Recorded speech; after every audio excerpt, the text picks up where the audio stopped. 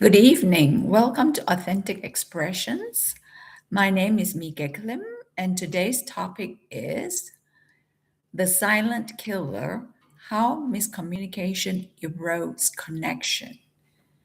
So I'm looking forward to answering your questions.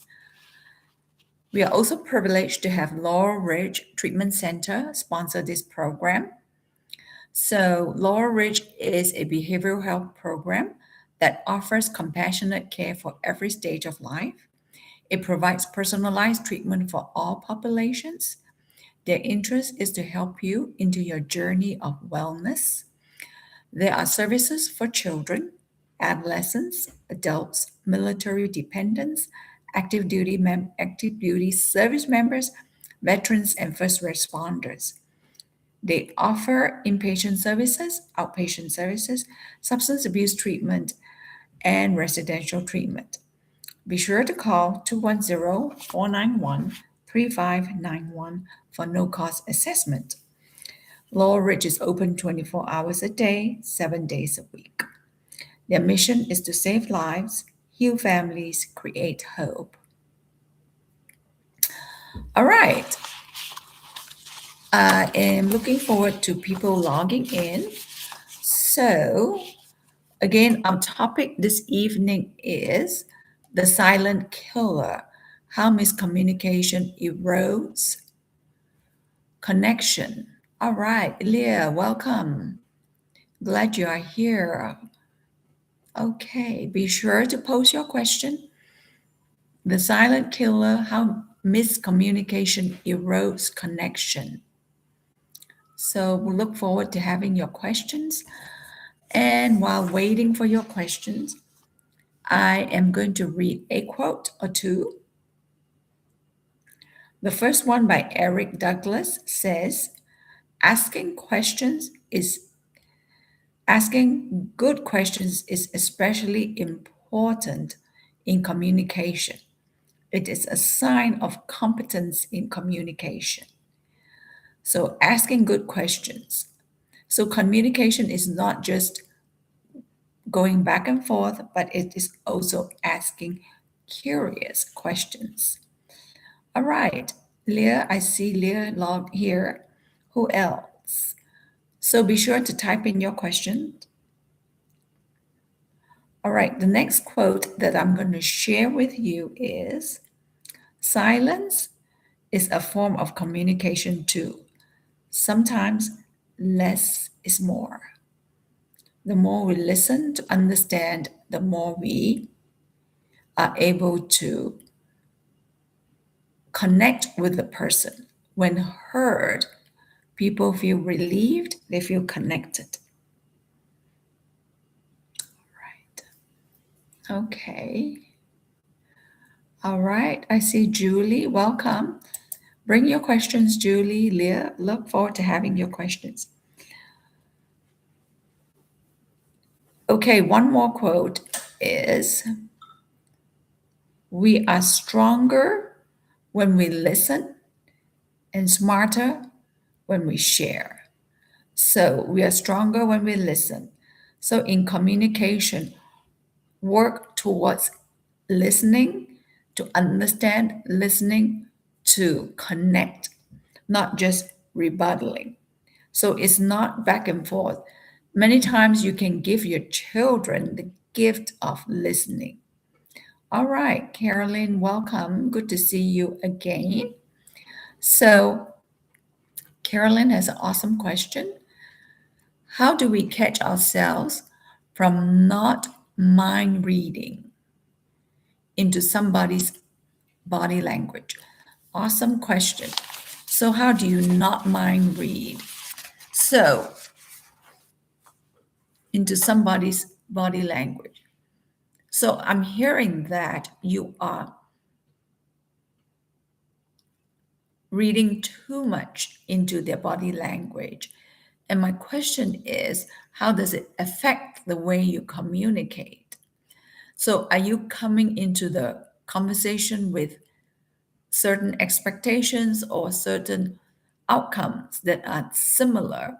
And so, therefore, you're reading into it. It's like you're forecasting that this person is going to be such and such, that this person is not going to hear me. So your forecasting, I wonder if it sets you up to already have a foot out the door. So how do you catch yourself from not mind reading into somebody's body language? So if your eyes were not focused on them, how would you communicate differently? So there's a different way of looking at it. So partly in communication, many times we have our own issues in that we expect certain outcomes, we expect no outcomes, we expect people to not hear us. Therefore, we speak meanderingly or we speak unclearly. So it is important to think about how you can deliver differently so that your outcomes may be different. So don't think about it as always the other person. How can you take responsibility? And how can you speak with preparation proactively? How can you sit down and ask for time to visit and converse, not time to hash out things? Because when you introduce the concept of conversation, conversing, then it's less threatening to the person. All right, Leah has a good question. How do you communicate and ensure that the person understands you and not what they want to hear? Very good. How do you check it out? Very, very good question. So,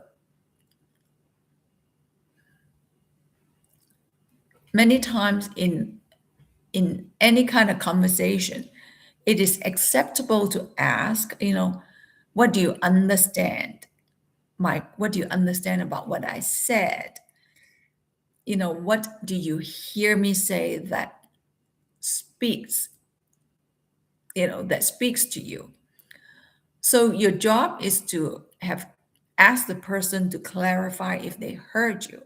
It is not offensive. It is just to ensure that both of you are on the same page. Many times people think, oh, it's demeaning to ask them to see if they heard me. Well, you're asking because you want clarity, not because you want to demean them. So it is very acceptable to see, to say, I just want to make sure that my point is understood. I want to make sure that we are on the same page. So always double check, be it with an adult, a teen, or a child. It's important to say, okay, tell me what you understand about what I said. So then you get clarity because that allows you to move forward rather than just wondering if the person heard you. So it's very important that you learn to assert yourself even in simple ways at work, with co-workers, at home, with your family. So don't always think that, it is rude as if somebody heard you. If somebody asked you the same thing, you would probably be happy that they are interested in being on the same page with you. So take out the negative assumption that people will be offended. So take it to the second level and ask, what did you hear me say that speaks to you? Because, you want to deepen the process. It's not that you want to defeat the process. So Rebecca asks, what is the best approach to communicate with somebody on a different emotional intelligence level? That is a good question. And that's a good start by thinking, okay, what level is the person at? Because everybody is at different emotional level. Just because a person is 60 doesn't mean that they have the emotional receptivity of a 60-year-old. Because sometimes people are very arrested in their developmental growth. So you want to understand the context in which they come from, the context of their ability to hear. So many times it's important to think about the history of the person, how communication was slanted, was not clear, the challenges they had with communication, their inability to hear, is it due to their history or due to a personal thing with you? Because if the person has not heard in most of their life, it'll be hard for them to hear you or suddenly have all ears on to hear you. So you have to step back and look at the person's context and look at where they have been effective in hearing, where they have been ineffective in hearing. And is it a personal level or is it a generic not hearing? So you want to understand where they are in their emotional development and to step back and see if you are engaged with it at a personal level and you take it as jabs if they don't hear you. Many times people don't hear because they are developmentally stunted in different ways. So you want to understand their growth or their limitations. And if you are able to step back and understand their history better, that might help you reduce personalization of their inability to hear or understand. So it also helps to see them interact with other people. Then you go, okay, this person is behaving this way at this level with their friends, with their siblings, with their church members. All right, Carolyn says, what helps us stay grounded to actively listen and not distracted with thinking about what I'm going to say, and not everything gets heard. Okay, that is a multi-layered question, Carolyn. Very good question, but multi-layered. So what helps us stay grounded with active listening and not get distracted? Because I'm hearing that there's an urgency for you, that you want to be heard and you want to have your 5 points taken to heart. In any kind of communication, you want to start by stating 1 or 2 points, because if it's more than 3, it's hard for the brain to conceptualize and hard for the brain to retain it. So if it's important, I would deliver 1 point at a time, and I want to make sure that the person understands my point. So again, ask, what did you hear me say that connects, that speaks to you?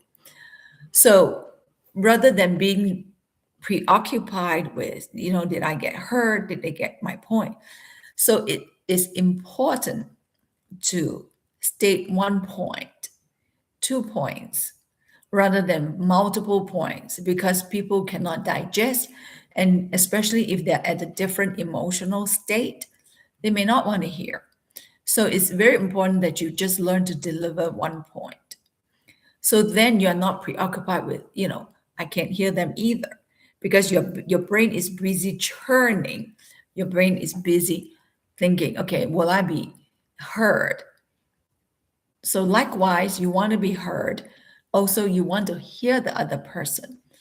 So learn to clear your mind and be attentive, because when you're attentive and validating, then the person will hear you as well.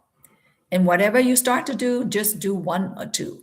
Don't make it heroic and try to have 5, 6 points in there and squeeze it all in or pound it all in, because that will only make the communication go haywire. All right, Kalia, welcome. At what point should you refrain from teaching someone how to talk to you instead of at you? Well, that's a very good question. So if you're busy teaching, chances are you're not listening either. So one of the gifts you want to think about giving to the other person in communication is to listen to the emotional pieces. to listen to what they're not telling you. So when you pull out that point, sounds like it's very important to you that we connect, because sometimes people don't know how to ask for connection. They'll say things like, "Oh, you don't hear me, you don't listen to me." So when you come back with, "I'm hearing that you," it's very important that I validate you, I connect with you when we share. So listen to what they're not telling you, repeat the point, and then you may want to ask, "How can I connect with you better? How can I validate your point better?" Because when you're busy teaching, so you have to think, what is your agenda? So you want to teach them so that they hear you better, or you want to go into the communication to hear them well, hear them clearly. So if there's a specific direction you want with this question, go ahead and retype it. So think about your own agenda as well. When you step into a conversation, do you have an ulterior motive? Do you have a hidden agenda? So if you have a hidden agenda walking into that conversation, chances are the other person has a hidden agenda as well. So both of you are busy, preoccupied with your own thought, expectation. So nothing comes about it. So you have to learn to put your weapons down, to put on your listening ears, and to listen wholeheartedly rather than listen haphazardly. So, Julia, how long should we stay in the conversation when there is miscommunication? So, depending on who you are miscommunicating with, many times you can tell when the conversation has gone to a different direction, when defensiveness shows up, when different weapons show up, like blaming, attacking. Then it's important to go, okay, this has gone a different direction.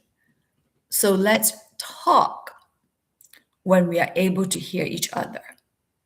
So it's important to say that so that the person understand that when you walk away, it's not about being discounting or ignoring, but you're walking away because you want to preserve the relationship, because you want to respect yourself and you want to respect the person rather than go all attacking and all meandering and all blaming. So learn to close the conversation by, let's talk at a time when we're able to hear better. I would, learn to also take responsibility by saying, I need time to cool down. I need time to clear my head. So rather than saying you are not listening, take responsibility and use a lot of I statements. I'm not ready to talk because I've got too much junk in my head. I've got too many thoughts. So I need to slow down. I need to get some time to regroup. Use a lot of I statements. Take responsibility for what you need rather than complain about what the person is not doing. So that should help the person calm down too, because then they go, okay, you're not attacking me. So whenever you come back, you may also want to say, I want to come in to listen. So learn to state what you want. I want to come in to understand you. I want to come in so that we can talk calmly. So whenever you enter back into the ring, don't make it a fighting battle and fall into the same old trap. Learn to state some expectations for yourself, and then hopefully the person too will lower their defensiveness. So again, I'm going to say, I want to come in to understand you. Hopefully that's your agenda. I want you, I want to come in to work with you. I want to come in so that we can walk away with clarity. So state those expectations in clear terms. Hi, Victoria. Glad you're here. So, how do you rebuild connection with your spouse after a disagreement? Oh, very good question. spouse, partner, children, teenagers? How do you connect with your spouse after a disagreement? So many times it's hard to come back because you may have taken it personally. You may still be bruised, inflamed, wounded from the slicing and dicing that happened in the miscommunication, and that eroded some trust in you. So it's important to think about what emotions were burping up that bruised you. So whenever you enter back into the communication arena, already know that, I already know what you want to say. I felt bruised when you didn't hear me, when you discounted my point. I would like for you to hear these things. Make it simple. Don't do paragraphs of information you want your spouse to know. Whenever you talk, always make it in point form, bullet point. And if they ask for clarity, explain it. And remember, you don't have to solve all your problems in one sitting. That's where the mind goes weary and the mind goes distracted, meandering, and it's hard to solve anything. Many times we go, oh, we'll sit down and talk, hash it out. Well, make it simple. If you can get one main point, like, I would like for us to understand each other rather than go in there and beat each other up with harsh words, with you're not doing this, you're always doing that, you never ever do this. All this mudslinging is only going to make things work. So learn to say, I want us to do this more. I want us to hear each other more. I want us to understand each other. I want us to take turns so that we are able to express our point. So state things in the positive. And again, when you're wounded and inflamed, identify what your feelings are and then say, when this happened, I really felt the zing on me. So therefore, it took me a while to get over it. So let the person understand, have the person understand where you're coming from. All right, welcome, Kwame. Thanks for being here too. All right, thank you. Good tips. Kwame goes, I needed to hear that. I often try to resolve the issue immediately. Remember, if you push through, power through, when the person is not ready, you will only reopen up that wound. So learn to not impulse through communication because that will erode it more. Learn to cool down, ask for space, and then learn to respect the other person when they need space too. So make sure that it is two-way street. So don't always have to power through and impulse through a lot of your communication. And then also take out the mudslinging and trying to solve everything in one sitting. Learn to just be very paced, very systematic, be more thought out. Because when you are heated, your emotional brain is on fire. So it's hard for you to state your point, and then whenever they rebuttal, it will only catch another pile of unresolved issues on fire. So learn to talk when things are not all heated up, where you have multiple fires in your head. So learn to pace yourself and learn to address it so that you're not triggered by the things that happened 5 years ago, the things that happened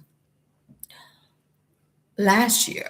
So if you keep piling things up and don't address it, then it becomes heated. It becomes more reactive. All right. I don't know your name. Hensley. I stumbled upon this live stream on my YouTube recommended and wanted to know what this is about. Welcome. I'm glad you're here. I hope you do pose a question. I would love to answer your question. All right. Carolyn goes, how do we connect with somebody who is anxious with worry and fear? Very good question. So they are anxious just when they are communicating, or they are anxious frequently.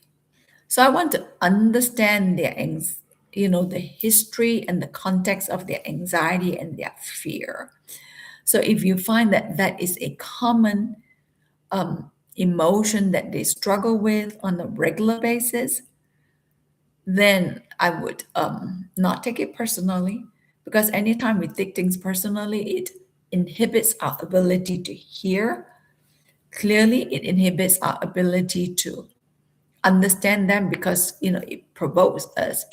It causes us to be reactive. So I want to understand the anxiety. So whenever you're communicating with that person, it may help to listen. Don't think of it as going in there to solve their problems.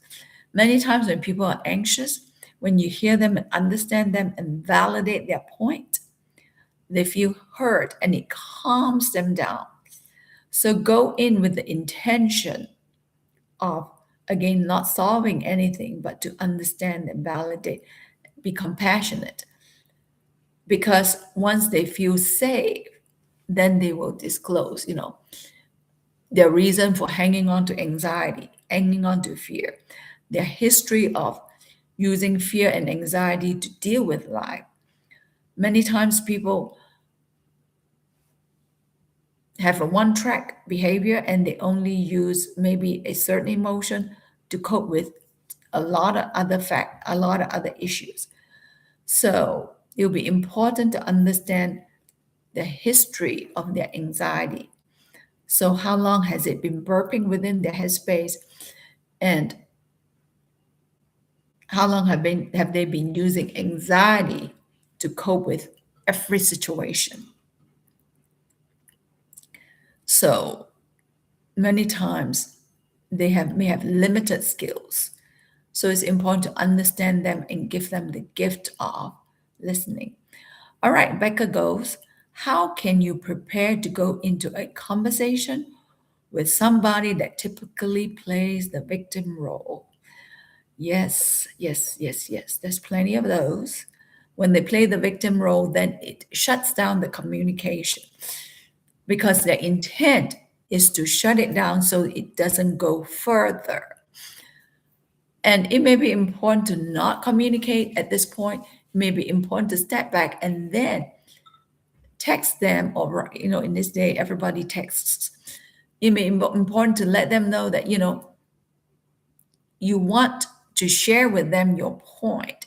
Your goal was never to attack them or to berate them or to you know get them on the defensive. When you state your motive and you clearly share your motives, I want to come into, have us to have clarity in understanding each other. I would like for us to have a common ground. I would like for us to be able to work on things. So when you state things in the positive, it may lower their guard. It may set the stage for more more one-on-one conversation. So giving time for people to prepare for that. If you find that every time you communicate, the victim banner shows up, it's important to not do that, because then you're setting yourself up, because anytime they use the victim role and then you feel defeated. So use a different approach to prepare them for the conversation you want to have with them. So Victoria goes, is writing a letter a good way to connect with a loved one that doesn't make time to connect with you? Yes, writing a letter that expresses your your appreciation, your connection, your desire to hear the person. But sometimes when you write a letter, write it with just to express yourself. It doesn't mean that you have to solve a problem immediately, just to write a letter about neutral things. Because many times you don't want to go into the heat of the fire immediately.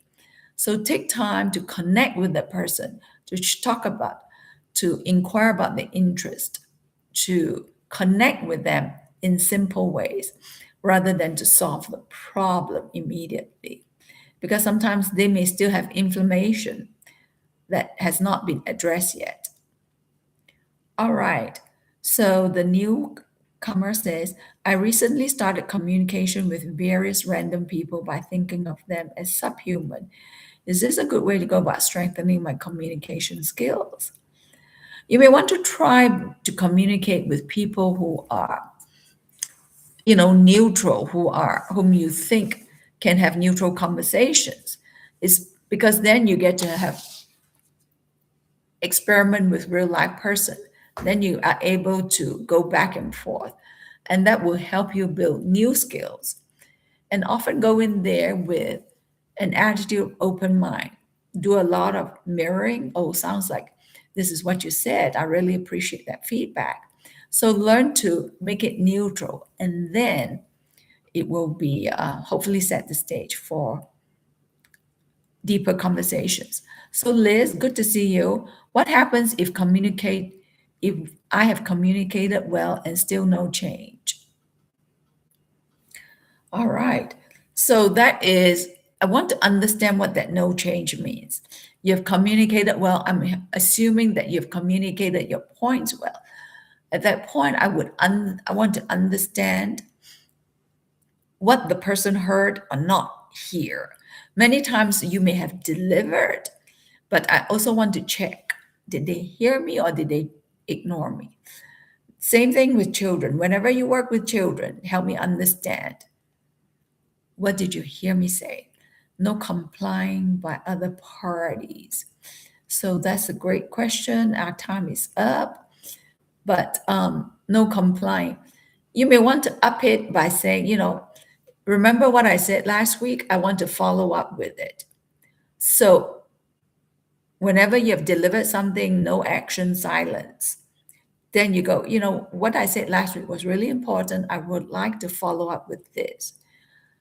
Do you remember what I said? If they don't, restate your point. And then make sure that you are in a place where they're sitting down, don't have important conversations, standing up, in passing, in the hallway, in the kitchen while both of you are standing up. That's a setup for failure.